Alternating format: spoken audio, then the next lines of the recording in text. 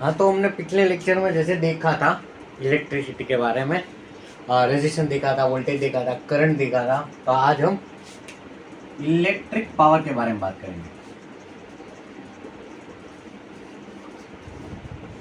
ठीक है, electric power होता क्या है? तो नॉर्मल अगर हम इक्वेशन देखें पावर की, तो जो पावर होता है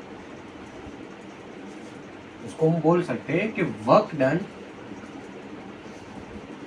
अपॉन टाइम, यानी यूनिट टाइम में होने वाले वर्क डन को हम पावर कहते हैं।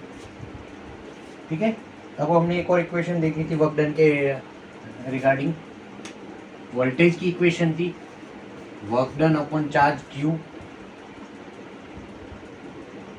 ठीक है,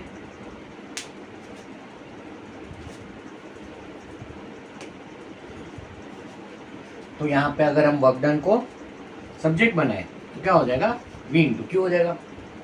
ये इक्वेशन यहाँ पे पुट आउट करते हैं और इक्वेशन क्या आ जाएगी? P is equal to V Q upon T. अब हम एक और इक्वेशन जानते हैं, Q बाई टी के यूनिट टाइम में पास होने वाले चार्जेस को क्या कहते हैं? करंट कहते हैं। तो करंट की इक्वेशन यहाँ पे रख दे तो ये हो जाएगा P is equal to I V. ये पावर की एक इक्वेशन हो गई। अब ओहम लॉ हम जानते हैं, ओम्स लॉ जानते हैं कि V is equal to I are.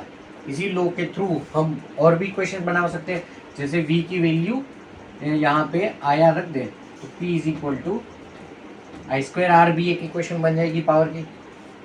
ठीक है, और अगर I के सब्जेक्ट बना के I की वैल्यू यहाँ पे रख दे P is equal to V square upon R, एक और इक्वेशन बन गई। तो बहुत सारी इक्वेशन पावर की, इलेक्ट्रिक पावर की यहाँ पे जो होती है। और जो पावर का यूनिट है, ऐसे तो ऐसा यूनिट यहाँ से आना चाहिए। वर्क डन का यूनिट है जूल और टाइम का सेकंड, जूल पर सेकंड होना चाहिए। ठीक है, बट ये पावर की खोज वोल्ट ने की थी, तो इसका जो यूनिट है वो वोल्ट लेते हैं, वोल्ट नहीं वोल्ट लेते हैं। ठीक है,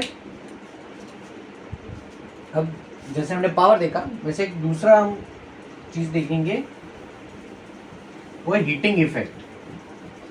हमने देखा होगा नॉर्मल बल्ब भी जो होता है उसको हम ज़्यादा देर अगर चालू रखते हैं तो कैसे वो गर्म हो जाता है, वो थोड़ा तप जाता है। वही होती है हीटिंग इफेक्ट कि अगर हम किसी भी वायर में कहीं भी हम इलेक्ट्रिक फ्लो अगर अप्लाई करें तो वो थोड़ा गर्म हो जाता है, हीटअप हो जाता है।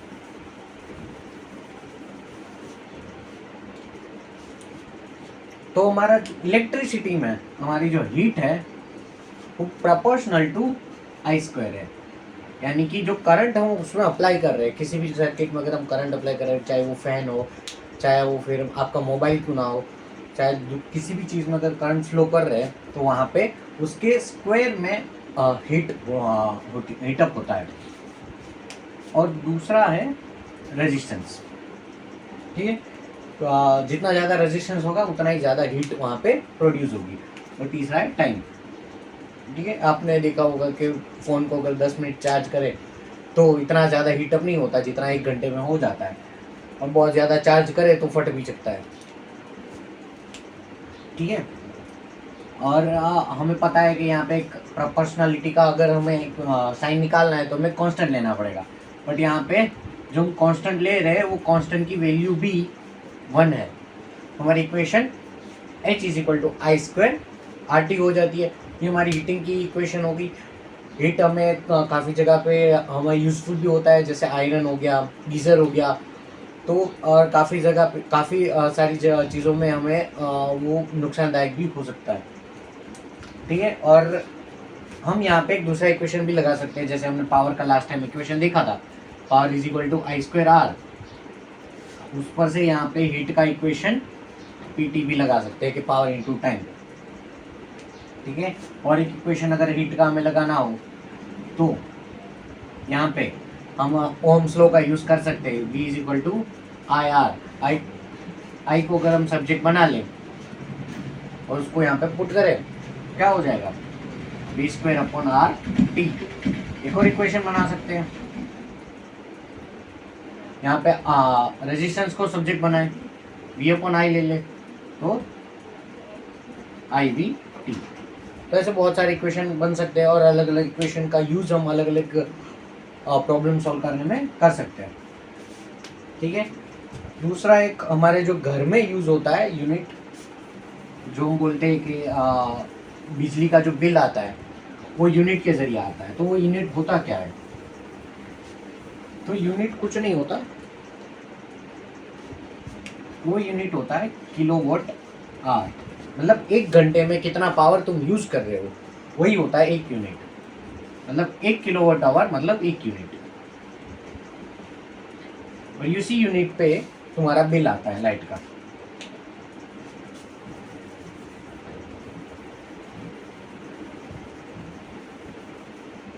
यानी कि हम इसकी बात करें तो ये होता है used power in kilowatt hour, kilowatt in 1 hour. ठीक है, तो ये पावर भी हो गया और ये हीटिंग इफेक्ट भी हो गया।